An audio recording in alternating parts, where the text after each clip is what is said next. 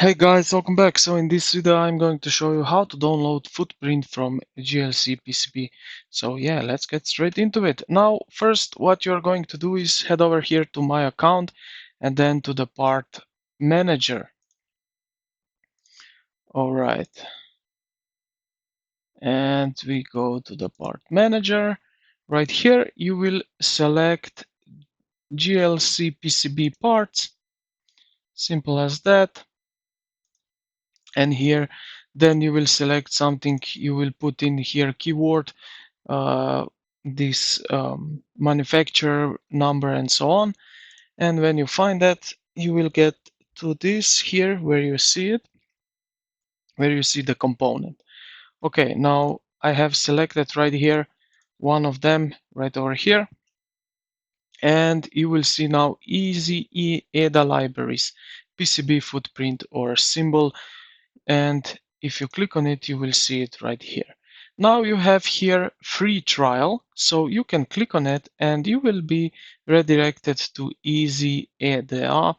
So right here, you will basically need to log in, sign up if you are not.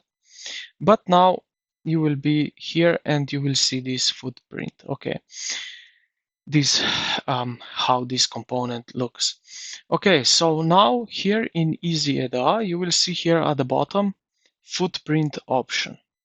Now here again, you need to find basically um, your component,